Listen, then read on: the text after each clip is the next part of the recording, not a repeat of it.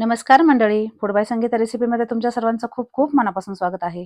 मंडळी, तुम्हाला वरण भाताबरोबर काहीतरी स्पेशल खायचं असेल ना, तर हे केळीचे काप नक्की बनवा. आणि तोंडी लावायला जर असा पदार्थ असेल ना, तर भाजी कुठलीही असो, भाजीला चव आल्याशिवाय राहणार नाही. आज आपण 10च मिनिटात मस्त असे केळीचे काप बनवणार आहोत. लहान मुलांपासून मोठ्यांपर्यंत सर्वांनाच आवडतील इतके हे केळीचे काप खायला भारी लागतात. कच्च्या केळीचे खूप फायदे असतात. ही पोटासाठी चांगली असते. कच्ची केळी खाल्ल्यामुळे पचनक्रिया सुधारते. त्याचबरोबर कच्च्या केळीमध्ये फायबरही बऱ्याच प्रमाणामध्ये असतात. त्यामुळे काय होतं, रक्तातील साखर संतुलित राहते आणि हृदयही मजबूत होते. तर पौष्टिक अशा कच्च्या केळीमध्ये एवढे सारे गुणधर्म आहे. चला तर मग या कच्च्या केळीपासून झटपट असे 10 मिनिटात तयार होणारे काप कसे तयार होतात ते पाहूया. तर आता इथे मी ही कच्ची केळी घेतली. कच्ची केळी आपल्याला छिलून घ्यायची आहे. यासाठी काय करायचं, छिलणीने अगदी वरच्यावर केळी छिलून घ्यायची. निम्मे साल काढल्यानंतर निम्मे साल केळीला राहिले तरी चांगले असते.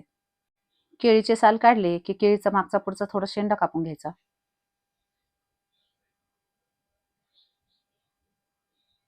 आणि आता केळीचे 2 भाग करायचे.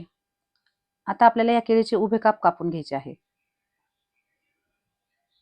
तर अशा पद्धतीने केळीचे 2 भाग केले की केळी उभी ठेवायची आणि चाकूच्या मदतीने हळू केळीचे काप कापून घ्यायचे. जास्त जाडही नाही आणि जास्त बारीकही नाही. अगदी मध्यम असे केळीचे काप कापून घ्यायचे.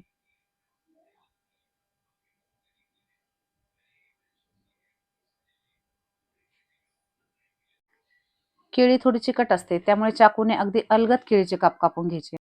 आता काय करायचं, कापून घेतलेले काप लगेचच पाण्यामध्ये घालायचे. त्यामुळे केळीचे काप अजिबात काळे पडणार नाही आणि त्यामधील थोडाफार जो चिकटपणा असतो तो कमी होईल. आणि अशा पद्धतीने हाताने चोळून केळीचे काप स्वच्छ धुवून घेतले की लगेच एका सुती कापडावर घालायचे आणि कॉटनने कोरडे करून घ्यायचे.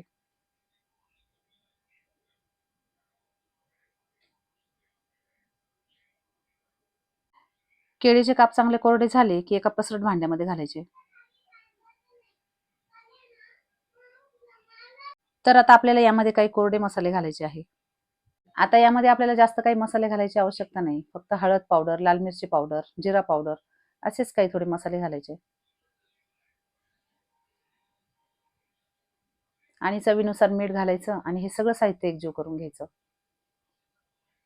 हाताने चोळून किंवा टॉस करून हे सगळं साहित्य केळीच्या कापला लागलं पाहिजे अशा पद्धतीने केळी एकत्र करून घ्यायची.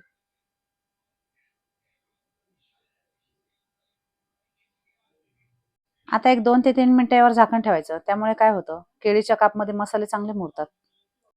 आता एका कोरड्या भांड्यामध्ये 2 ते 3 चमचे रवा घ्यायचा. त्यामध्ये 1 चमचा तांदळाचं पीठ घालायचं. त्याचबरोबर यामध्ये थोडी हळद पावडर घालायची, थोडी लाल मिरची पावडर घालायची. आता चवीनुसार मीठ घालायचं आणि सगळं साहित्य चांगलं एकजीव करून घ्यायचं. चमच्याने किंवा हाताने हे सगळं साहित्य व्यवस्थित एकजीव करून घ्यायचं.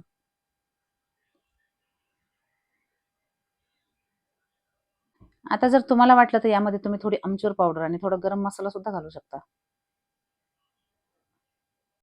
तर आता इथे आपण 2 ते 3 मिनिटं केळीचे काप झाकून ठेवले होते. यामध्ये मी लसूण अद्रकची पेस्ट घालायला विसरले होते. पण जेव्हा आपण याला मसाला लावून ठेवतो ना, त्याच वेळेला यामध्ये 1 चमचा लसूण अद्रकची पेस्ट घालायची. आता हे सगळं साहित्य चांगलं एकजीव करून घ्यायचं.